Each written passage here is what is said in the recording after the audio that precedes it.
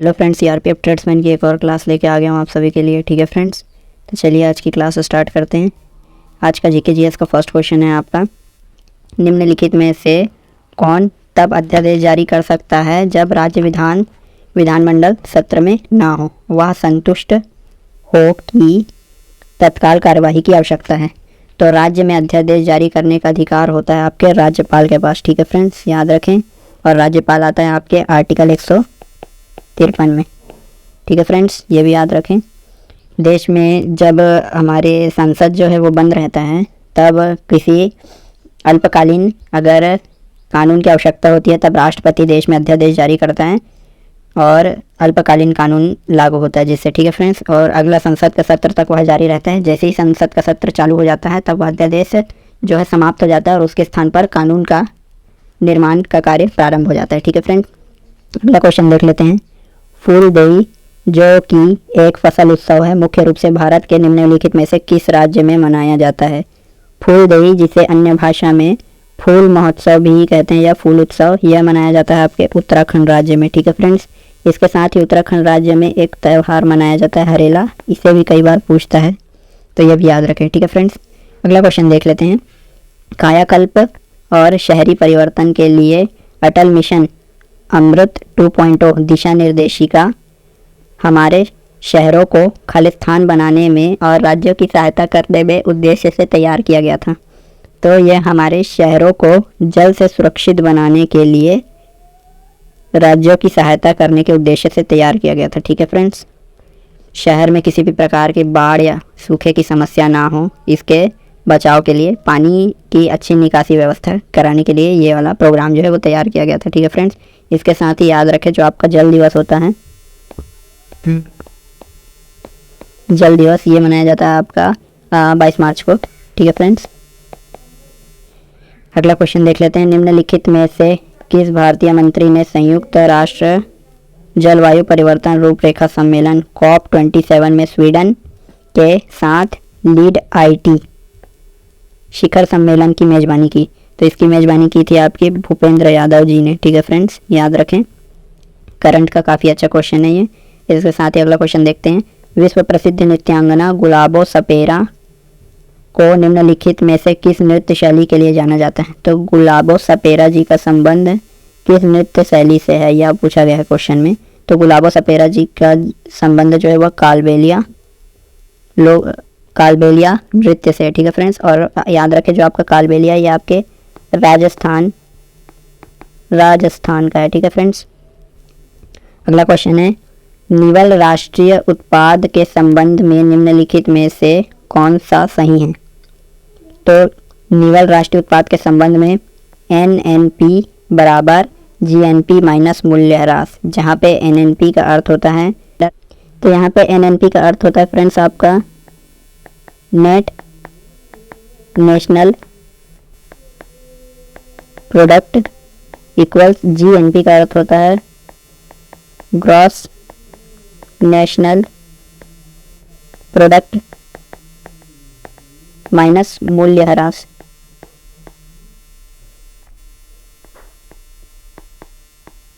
ठीक है फ्रेंड्स, तो निवल राष्ट्रीय उत्पाद के संबंध में यही कथन जो है वह सत्य है।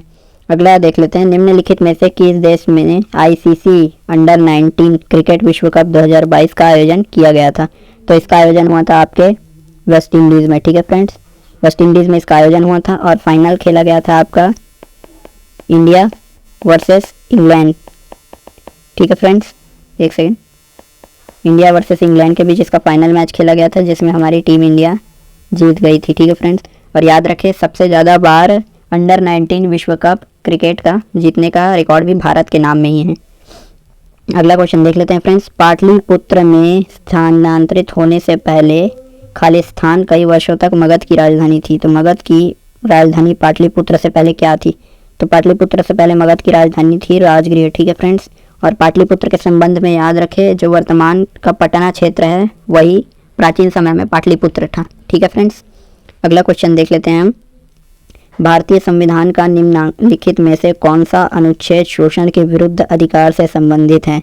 तो शोषण के विरुद्ध अधिकार से संबंधित है आपका अनुच्छेद 23 से 24। ठीक है फ्रेंड्स, इसके साथ ही ये याद रखें जो आपका मूल अधिकार है, मूल अधिकार, ये आपका आर्टिकल 12 से 35 तक आता है। ठीक है फ्रेंड्स, अगला क्वेश्चन देख लेते हैं। कुसुकुंतला प्रभाकर रेड्डी नवंबर 2022 में तेलंगाना में निर्वाचन क्षेत्र से विधानसभा के सदस्य बने। तो कुसुकुंतला प्रभाकर रेड्डी नवंबर 2022 में तेलंगाना के किस क्षेत्र से विधानसभा के सदस्य बने? तो ये बने आपके मुनुगोड़े क्षेत्र से विधानसभा के सदस्य। ठीक है फ्रेंड्स, अगला क्वेश्चन देख लेते हैं। राष्ट्रीय महिला आयोग की स्थापना जनवरी खालिस्तान में संविधिक निकाय के रूप में की गई थी। तो इसकी स्थापना की गई थी फ्रेंड्स आपके 1992 में। ठीक है फ्रेंड्स, और राष्ट्रीय महिला आयोग की वर्तमान में अध्यक्ष हैं आपके रेखा शर्मा जी। रेखा शर्मा जी जो है वर्तमान समय में राष्ट्रीय महिला आयोग की अध्यक्ष है। ठीक है फ्रेंड्स, अगला क्वेश्चन देखते हैं।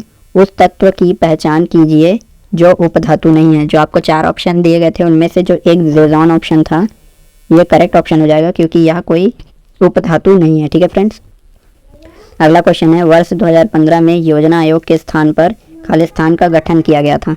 तो वर्ष 2015 में योजना आयोग को समाप्त करके नीति आयोग की स्थापना की गई थी। ठीक है, नीति आयोग की स्थापना की गई थी आपकी 1 जनवरी 2015 को। ठीक है फ्रेंड्स, और नीति आयोग से कुछ कुछ इंपॉर्टेंट हैं वो याद रखें। जो नीति आयोग हैं इसके अध्यक्ष आपके पीएम होते हैं। ठीक है फ्रेंड्स, तो वर्तमान पीएम आपके नरेंद्र मोदी जी हैं, तो वही आपके अध्यक्ष हो जाएंगे। उपाध्यक्ष याद रखें, इसमें उपाध्यक्ष इंपॉर्टेंट होता है। उपाध्यक्ष है वर्तमान समय में डॉक्टर सुमन के बेरी। ठीक है, तो मैं यहाँ पे लिख देता हूँ डॉक्टर सुमन के बेरी।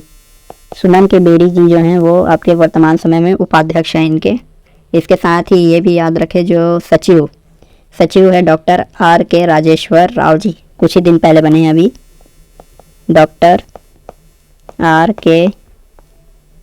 राजेश्वर राव जी।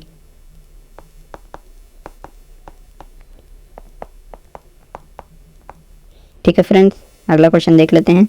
विश्व में हरित क्रांति के जनक नॉर्मन बोरलॉग राष्ट्रीयता की दृष्टि से कौन से देश के नागरिक थे, या इनका राष्ट्रीयता या नागरिकता पूछ रहे हैं। तो ये नॉर्मन बोरलॉग जी जो थे वो अमेरिकी नागरिक थे। ठीक है फ्रेंड्स, और याद रखें जो हरित क्रांति थी उसकी शुरुआत आपकी हरित क्रांति की शुरुआत जो है वो आपके मैक्सिको देश से हुई थी। अगला क्वेश्चन देख लेते हैं। निम्नलिखित में से कौन सा राज्य बांस ड्रिप सिंचाई तंत्र का उपयोग करता है? तो बांस के द्वारा जो है सिंचाई की जाती है खेतों में, ये किया जाता है आपके मेघालय राज्य में। ठीक है फ्रेंड्स, मेघालय की राजधानी याद रखें शिलोंग। अगला क्वेश्चन देख लेते हैं हम। निम्नलिखित में से कौन सा कथन बास्केटबॉल के संदर्भ में सही है? तो बास्केटबॉल खेल के संदर्भ में कथन दिया गया है, हमें सही वाला सेलेक्ट करना है। तो खेल शुरू करने के लिए 5-5 खिलाड़ियों के 2 टीमों की आवश्यकता होती है। जी हाँ, अगर बास्केटबॉल का खेल आपको खेलना है तो आपको 5-5 खिलाड़ियों का 2 समूह चाहिए जो आपस में कंपटीशन कर सके। अगला क्वेश्चन है। रेलवे ईयर बुक 2019-20 के अनुसार भारत में सबसे छोटी रेलवे लाइन की लंबाई कितनी है? ये किलोमीटर में पूछा है। तो सबसे छोटी रेलवे लाइन जो है आपकी 1604 किलोमीटर की है। ठीक है फ्रेंड्स, याद रखें। और भारत में जो है सबसे पहले ट्रेन मुंबई से ठाणे के बीच चला था, मुंबई से ठाणे के बीच, और ये चला था आपका 34 किलोमीटर का, वो भी 1853 में। ठीक है फ्रेंड्स, याद रखें यही भारत की पहली ट्रेन थी। अगला क्वेश्चन देख लेते हैं। 1867 में बम्बई में किस संस्था की स्थापना हुई? तो 1867 में बम्बई में प्रार्थना समाज की स्थापना हुई। ठीक है फ्रेंड्स, और इसके स्थापना किया था आपके M.G. रानाडे, और इनके साथ एक थे आपके आत्माराम पांडुरंग।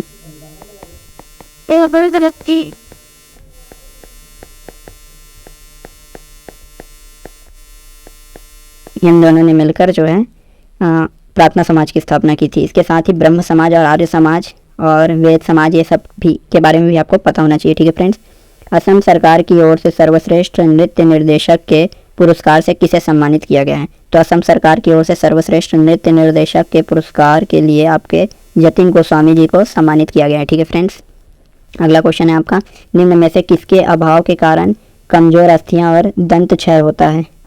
तो कैल्शियम के अभाव से हमारे जो है वो दांत भी प्रभावित होते हैं, उसके साथ ही हमारे जो शरीर की हड्डियां होती हैं ये भी प्रभावित होती हैं। ठीक है फ्रेंड्स, जीके का आज के लिए इतना ही क्वेश्चन था। अब देख लेते हैं हिंदी के क्वेश्चंस। हिंदी का आज का आपका पहला क्वेश्चन है, निम्नलिखित वाक्यांश के लिए एक सार्थक शब्द चुनिए। एक शब्द में उत्तर देना है। ठीक है, तो ये आपका क्वेश्चन है। ऐसी बात जो लोग परंपरा से सुनते आए हों। ऐसी बात जो लोग परंपरा से सुनते आए हों, ऐसी बातों को हम कहते हैं किंवदंती।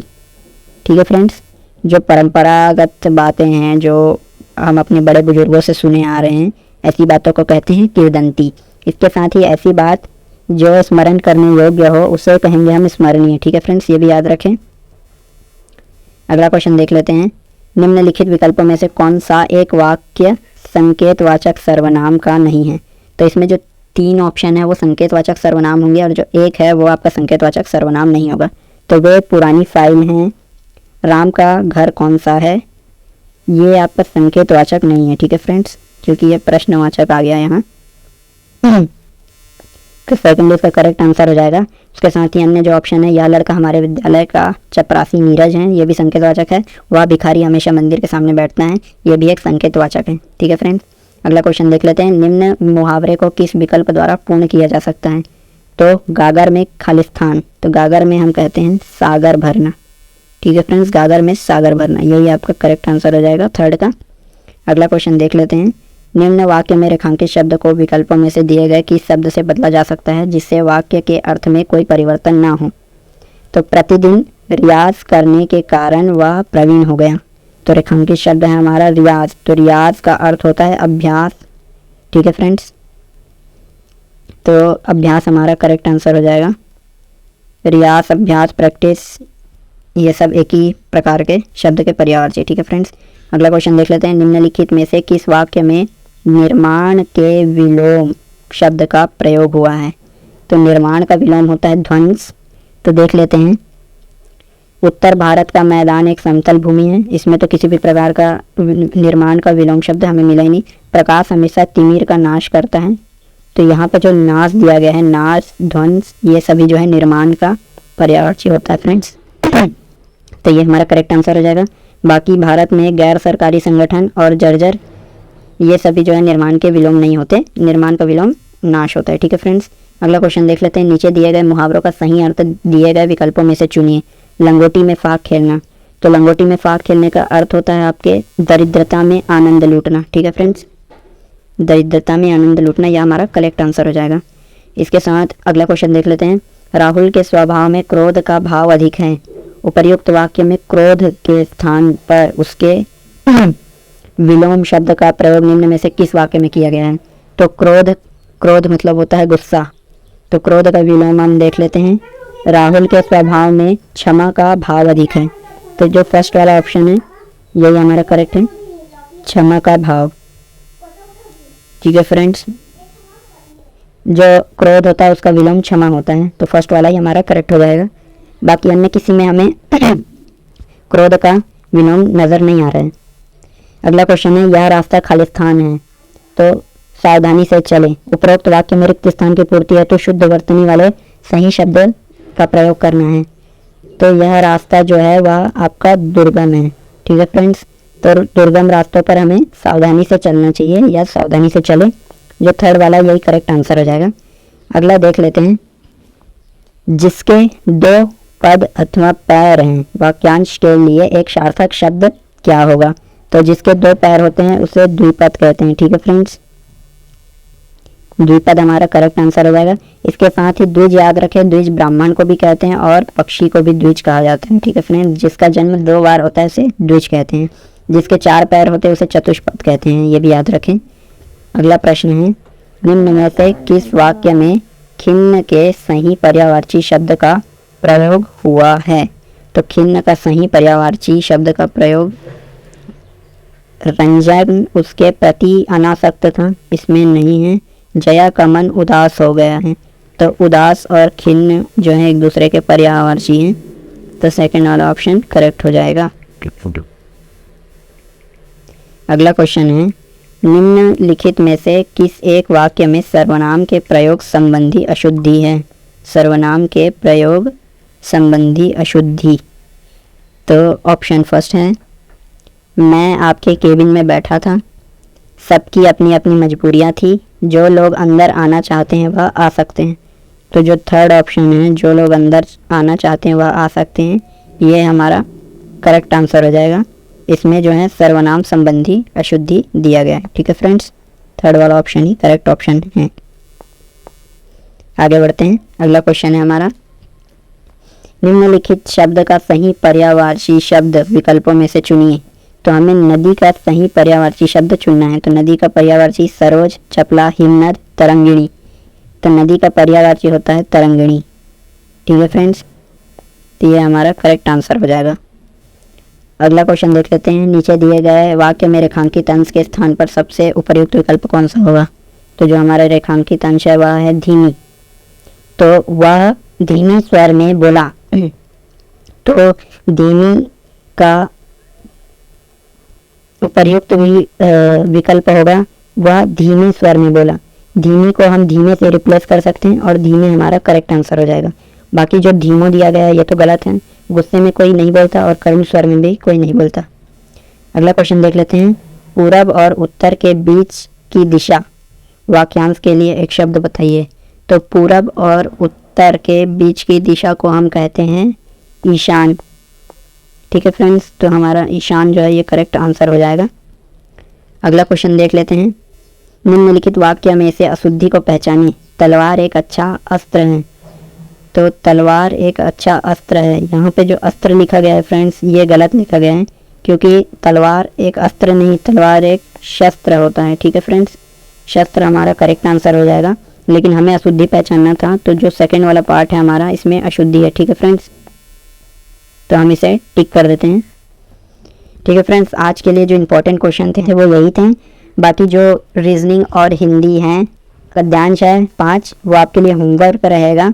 इसके साथ ही आप रीजनिंग और मैथ्स की भी प्रैक्टिस करें। इन पीडीएफ से एमटीएस वाले अपने T1 की प्रैक्टिस के लिए इन पीडीएफ को ले सकते हैं, और उसके साथ स्पेशल एमटीएस वालों के लिए अलग से भी पीडीएफ है जो आपको कमेंट सेक्शन में मिल जाएगा। ये सारे पीडीएफ का लिंक आपको कमेंट सेक्शन में मिलेंगे, वहाँ से आप इसे डाउनलोड कर सकते हैं और अपनी प्रैक्टिस और अपनी तैयारी को और अच्छा मजबूत कर सकते हैं। ठीक है फ्रेंड्स, थैंक यू।